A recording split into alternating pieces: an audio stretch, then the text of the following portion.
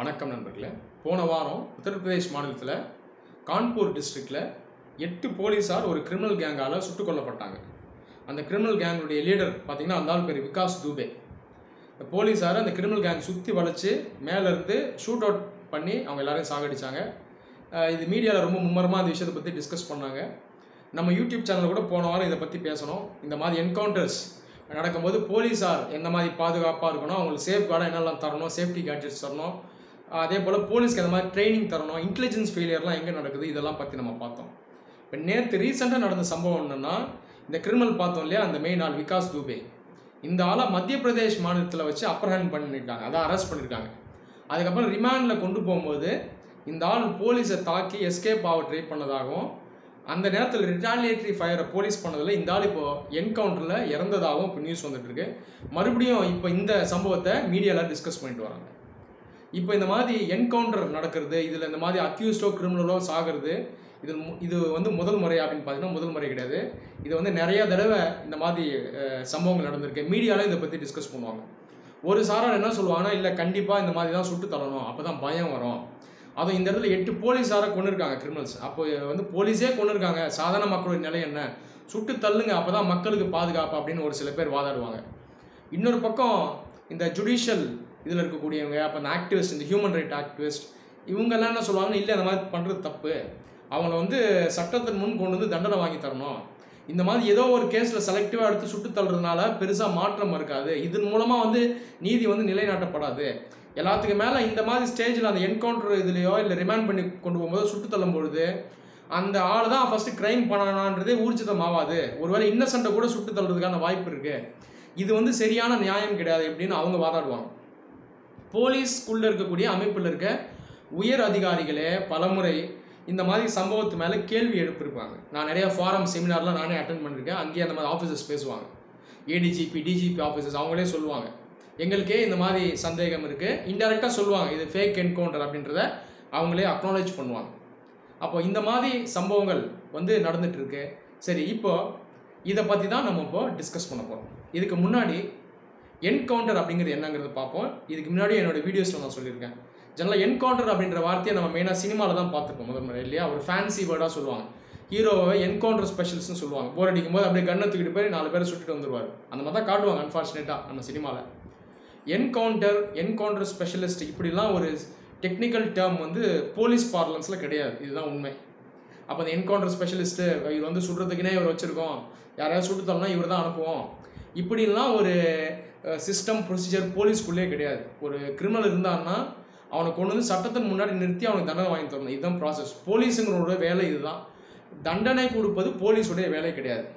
அப்போ அந்த என்கவுண்டர் அப்படிங்கிறது என்ன அப்படின்னு கேட்டிங்கன்னா, இதோட ஆக்சுவல் அர்த்தம் என்னென்னா, போலீஸார் ஒரு சில நபர்களோடு மோதுற மாதிரி சிச்சுவேஷன் வரும். இந்த பயங்கரவாத கும்பல், இந்த இன்சர்ஜன் குரூப்ஸ், நக்ஸலைட்ஸ், இவங்கள மாதிரி ஆட்கள், அது இல்லாமல் சில கிரிமினல் கேங்ஸ், இவங்களோட மோதும் பொழுது அவங்க ஒருவேளை சரண்டர் ஆகாமல் இருந்தாலோ இல்லை இவங்களை வேணும்னே தாக்க வந்தாலோ போலீஸாருக்கும் அந்த கேங்ஸ்க்கும் நடுவில் அந்த ஷூட்டிங் நடக்கும். இதை தான் ஆக்சுவலாக என்கவுண்டர்னு சொல்லுவாங்க. இது பேர் தான் என்கவுண்டர். இதில் பல நேரங்களில் போலீஸாரும் இறந்து போயிடுவாங்க, பல நேரங்களில் அந்த கிரிமினல் கேங்கை சேர்ந்தவங்களும் இறந்து போவாங்க. நிறைய நக்ஸலைட்ஸ் கூட மோதும் போதெல்லாம் பார்த்தீங்கன்னா போலீஸார் இதுக்கு முன்னாடி நிறைய இடத்துல இறந்துருக்காங்க. இது பேர் தான் என்கவுண்டர், இது பேர் தான் உண்மையான என்கவுண்டர். சினிமாவில் காட்டுறது போல் செலக்டிவாக ஒரு சில பேரை போலீஸ் வந்து போர் அடித்தா அந்த ஐபிஎஸ் ஆஃபீஸர்ஸ் எடுத்துகிட்டு போய் சுட்டுக் கொள்வது வந்து என்கவுண்டர் கிடையாது. இதை நீங்கள் ஃபஸ்ட்டு புரிஞ்சுக்கணும். போலீஸாரே ஒரு என்கவுண்டர் வந்து அவராகவே முடிவெடுத்து பண்ணுறாருன்னா அது சட்டப்படி குற்றம். இதை நீங்கள் புரிஞ்சுக்கணும். நிறைய அதிகாரிகள், ஐபிஎஸ் லெவல் ஆஃபீஸர்ஸ் கூட ஒரு சில மாநிலங்களில் இந்த மாதிரி ஃபேக் என்கவுண்டர் பண்ணி ஜெயிலில் இருக்காங்க. சரி, இப்போது இந்த ஸ்பெசிஃபிக்காக நேற்று நடந்த சம்பவம் இல்லையா, இந்த ஆள் விகாஸ் துபே, இந்த ஆள் அரெஸ்ட் பண்ணியிருக்காங்க மத்திய பிரதேஷில். இந்த சம்பவத்து மேலே இப்போ நிறைய பேர் கேள்வி எழுப்புறாங்க, போலீஸாரே எழுப்புறாங்க. போலீஸ்குள்ளே இருக்க நிறைய சீனியர் ஆஃபீஸர்ஸ், இந்த கேஸில் சம்மந்தப்பட்ட விக்டிம்ஸாக இருந்த அந்த இறந்து போன அந்த போலீஸாருடைய ஃபேமிலி மெம்பர்ஸ், இவங்களே நிறைய சந்தேகங்கள் எழுப்பியிருக்காங்க. மீடியா பர்சன்ஸும் எழுப்புறாங்க. நேற்று நடந்த அந்த அரெஸ்ட் பண்ண கிட்டத்தட்ட ஒரு ஸ்டேஜ்டு ஒரு ஈவெண்ட் மாதிரி இருக்குது, அது சரண்டரா இல்லை அரெஸ்டானே தெரியல அப்படின்னு நிறைய கேள்வி எழுப்பப்படுது. ஃபஸ்ட்டு விஷயம் பார்த்தீங்கன்னா, இந்த ஆளை வந்து ஒரு வாரமாகவே சர்ச் பண்ணிட்டு வராங்க. இந்த ஆள் உத்தரப்பிரதேஷ்லேருந்து மத்திய பிரதேஷ் எப்படி வந்தான், பல செக் போஸ்ட்டை தாண்டி எப்படி அவ்வளோ ஃப்ரீயாக வந்தான் அப்படின்ற ஒரு கேள்வி. மத்திய பிரதேஷ் ஆக்சுவலாக ஒரு கோயிலில் தான் அரெஸ்ட் பண்ணியிருக்காங்க. அந்த கோயிலுள்ள போக ட்ரை பண்ணியிருக்காங்க. அந்த ஆள் அங்கே போகும்போது தான் அரெஸ்ட் பண்ணியிருக்காங்க. அடுத்தது அரெஸ்ட் பண்ணி எடுத்துகிட்டு வரும்போது சைலண்டாக எடுத்துகிட்டு போய் ஜீப்பில் ஏற்றிருக்கணும். மீடியா பர்சன்ஸை வர சொன்னதாக சொல்லப்படுறாங்க. போலீஸே மீடியாவை இன்வைட் பண்ணி ஆக்சுவலாக இதை ஒரு சீன் மாதிரி இதை வந்து வீடியோ எடுக்கணும் அப்படின்னு பிளான் பண்ணி பண்ணதாக சொல்லப்படுது. அந்த ஃபோட்டோகிராஃப்ஸ் அந்த வீடியோஸ் கூட நீங்கள் பார்த்துருப்பீங்க மீடியாவில். அதனால் ரோட்லேயே எடுத்துகிட்டு போகிறாங்க.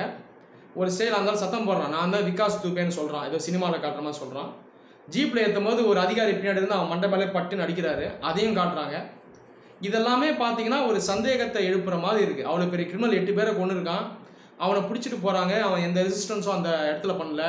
ஒருத்தர் பின்னாடி அடிக்கிறாரு, ஏதோ ஒரு சாதாரண ஒரு இதை பண்ண அந்த கிரிமினல் அடிக்கிற மாதிரி அடிக்கிறாரு. இதெல்லாம் வந்து நிறைய சந்தேகங்களை எழுப்புது.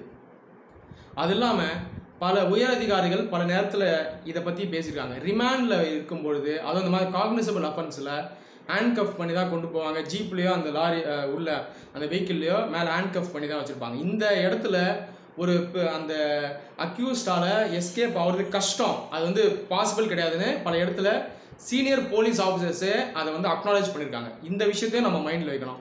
அப்போ இந்த நேற்று நடந்த சம்பவத்தில் பார்த்தீங்கன்னா பல கேள்விகள் எழுது. இப்போ இதுதான் முக்கியமானது. இப்போ இந்த கிரிமினல்ஸை சுட்டு கொண்டது தப்புன்னு யாரும் சொல்ல, இவங்களுக்கு இந்த மாதிரி தண்டனை தான் தரணும். போலீஸாரை சுட்டு கொண்ட கிரிமினல்ஸ்க்கு இந்த மாதிரி ஒரு முடிவு தான் வரணும். அதில் எந்த ஒரு மாற்று கருத்தும் கிடையாது. ஏன்னா போலீஸாரே சொல்கிற அளவுக்கு தைரியம் இருக்குன்னா அதை மக்களுடைய நிலை என்ன? இவங்களை சட்டத்தின் முன் கொண்டு வரணும், தேவைப்பட்ட தூக்க தண்டனை கூட அளிக்கலாம். அதில் எந்த விதமான மாற்று கருத்தும் கிடையாது. சிவியராக பனிஷ் பண்ணணும், அதில் மாற்று கருத்து இல்லை. ஆனால் இவங்களுக்கு நேற்று நடந்த சம்பவம் போல் இந்த மாதிரி ஒரு என்கவுண்டர் மூலமாக அவங்களுக்கு ஒரு தண்டனை வழங்கியிருக்கிறது சரியா அப்படிங்கிறது நம்ம பார்க்கணும். இப்போது இதில் கவனிக்கக்கூடிய விஷயம் என்னென்னா, அந்த 8 பேரை சுட்டு கொண்டாங்க இல்லையா ஒரு வாரம் முன்னாடி, அதில் முக்கியமாக சொல்லப்படுறது என்ன, இன்டெலிஜென்ஸ் பார்த்தீங்கன்னா லீக் ஆகிருக்கு. இந்த போலீஸ் மென் அந்த கேங்கை அரெஸ்ட் பண்ண வரும்பொழுது இவங்க வராங்கன்றத ஒரு சில போலீஸாரை லீக் பண்ணியிருக்காங்க. அப்போ போலீஸ்குள்ளே பார்த்தீங்கன்னா நிறைய பிளாக் ஷீப் இருக்குது. இந்த கேள்வி எழுது, இவங்கெல்லாம் யார் அப்படின்றத இன்வெஸ்டிகேட் பண்ணணும், இந்த ஆளுங்களை கண்டுபிடிச்சி உங்களுக்கு தண்டனை அளிக்கணும். அப்போ இதை பண்ணணும். இதுக்கான முயற்சிகள் வந்து அந்தளவுக்கு எடுக்கப்படல. ரெண்டாவது பார்த்தீங்கன்னா இதில் ஒருவேளை போலீஸில் இருக்கக்கூடிய ஒரு சில பேருக்கும் அந்த கிரிமினல் கேங்குக்குமே நெக்ஸஸ் இருக்கா அப்படிங்கிறத பார்க்கணும். நிறைய கேஸில் பார்த்தீங்கன்னா போலீஸ்க்கும், அதாவது நான் சொல்கிறது ஒரு சில போலீஸார் இந்த பேட் ஆப்பிள்ஸ்னு சொல்லுவாங்க, அவங்களுக்கும் இந்த கேங்கில் இருக்கக்கூடியவங்களுக்கும் பார்த்தீங்கன்னா அந்த நெக்ஸஸ் இருக்கும். அந்த ஆர்கனைஸ் கிரைமுக்கு இவங்களுமே உடந்தையாக போவாங்க. நல்லா போகிற வரைக்கும் அது ஓடிக்கிட்டு இருக்கும். ஒரு ஸ்டேஜ் மேலே போகும்போது அந்த போலீஸாருக்கும் அந்த கிரிமினல் கேங்கில் இருக்க மெம்பர்ஸ்க்கும் பார்த்தீங்கன்னா அந்த விரிசல் ஏற்பட்டுரும். ஒரு சில நேரங்களில் அந்த கேங்கில் இருக்க மெம்பர்ஸை வந்து போலீஸை எலிமினேட் பண்ணுவாங்க. இந்த மாதிரி நெக்ஸஸ் இருக்கான்றதையும் செக் பண்ணணும். இப்போது இதெல்லாம் நம்ம செக் பண்ணாமல், இந்த கேஸை ப்ராப்பராக இன்வெஸ்டிகேட் பண்ணாமல், இப்போ இந்த கிரிமினல் அப்படியே என்கவுண்டரில் கொண்டுட்டு நீதி நிலைநாட்டப்பட்டதாக சொல்கிறதுனால உண்மையாலேயே நீதி வந்து வழங்கப்பட்டிருக்கா அப்படின்றத நம்ம யோசிச்சு பார்க்கணும். இப்போ இந்த ஆள் விகாஸ் துபே சுட்டு கொண்டுட்டாங்க, இது உண்மையாலேயே அந்த ஆள் எஸ்கேப் பண்ண ட்ரை பண்ணால், போலீஸை வந்து ஷூட் பண்ண ட்ரை பண்ணால் சுட்டுட்டாங்கன்னா அது நல்லது தான். ஆனால் இவ்வளோ சந்தேகங்கள் இருக்குது, அதுதான் முக்கியம். இப்போ இந்த ஆளில் வந்து சாகடிக்காமல், அதாவது இந்த மாதிரி சம்பவம் நடந்திருக்காம ப்ராப்பராக சட்டத்தின் முன்னாடி நிறுத்தி தண்டனை வாங்கி கொடுத்துருந்தா இந்த ஆள் பண்ண கிரிமினல் ஆக்டிவிட்டீஸ் இதெல்லாம் இன்வெஸ்டிகேட் பண்ணி பல உண்மைகள் வெளியே வரும். இந்த ஆள் மாதிரியே இந்த ஆள் கூட இருக்க கூட்டாளிகள், மற்ற கிரிமினல் கேங்ஸ், இவங்களை பற்றி நிறைய இன்டெலிஜென்ஸ் கேதர் பண்ணியிருக்கலாம். இப்போ இதெல்லாம் மிஸ் ஆகுது. இப்போ இதில் வந்து உண்மையான இப்போ நீதி கிடச்சிருக்கான்னா இதில் வந்து நீதி இல்லை அப்படின்னு தான் சொல்லணும். அது இல்லாமல் நான் சொன்னது போல் போலீஸ் டிபார்ட்மெண்ட்குள்ளேயே ஒரு சில பேர் உடந்தையாக போயிருக்காங்கன்னா அவங்கள இப்போ ட்ரேஸ் பண்ண முடியாமல் போயிடுச்சு. அவங்க இன்னும் போலீஸ் டிபார்ட்மெண்ட்டில் தான் இருப்பாங்க. இன்னும் ஃப்யூச்சரில் பார்த்தீங்கன்னா இந்த மாதிரி இல்லீகல் ஆக்டிவிட்டீஸில் அவங்களும் ஈடுபட தான் போகிறாங்க. இந்த போலீஸ் கிரிமினல் நெக்ஸஸ் வந்து இன்னும் கண்டினியூ ஆக தான் போகுது. இப்போ இந்த கேள்விக்குறிகளும் இருக்குது. இப்போ வந்து ஒரு சில பேர் கேட்பாங்க, இப்படி சுட்டால் தான் பயம் வரும் அப்படின்னு சொல்லுவாங்க. சுடலாம், தாராளமாக சுடலாம். நான் சொன்னது போல் உண்மையாலே என்கவுண்டர் நடந்திருந்தால் சுடலாம்.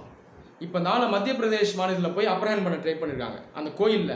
அங்கே வந்து அந்த ஆள் எஸ்கேப் ஆக ட்ரை பண்ணல, ரெசிஸ்ட் பண்ண ட்ரை பண்ணல, அழகாக நடந்து வரான் ஜாலியாக சினிமாவில் காட்டுற மாதிரி. ஒருவேளை அங்கே அவன் ரெசிஸ்ட் பண்ணியிருந்தாலோ எஸ்கேப் ஆக ட்ரை பண்ணியிருந்தாலோ அந்த இடத்துல தாராளமாக சுடலாம், அது சுடணும். அங்கே வந்து இவன் போலீஸை சுட ட்ரை பண்ணால் அது ரியல் என்கவுண்டர். அங்கே போலீஸ் திரும்ப சுடலாம், அவனை சாவடிச்சிடலாம். சாவடிச்சா அதை நானே அப்ரிஷியேட் பண்ணுவேன். அப்படி பண்ணியிருந்தா போலீஸ் ஆர் மேலேயும் மக்கள் மேலேயும் கிரிமினல்ஸ்க்கு பயம் வரும். போலீஸே சுட்டு கொண்டிருக்காங்க, இவங்களுக்கு இதுதான் தண்டனை அப்படின்றத மற்ற கிரிமினல்ஸ் பார்த்து பயப்படுவாங்க. அது உண்மையான என்கவுண்டரில் பண்ணியிருக்கணும். இந்த மாதிரி கேள்விக்குரிய சந்தேகங்களை எழுப்பக்கூடிய ஒரு இடத்துல என்கவுண்டர் பண்ணிட்டோம் யாருமே பார்க்காம அப்படின்னு சொல்லும்போது நிறைய கேள்விகள் எழுது.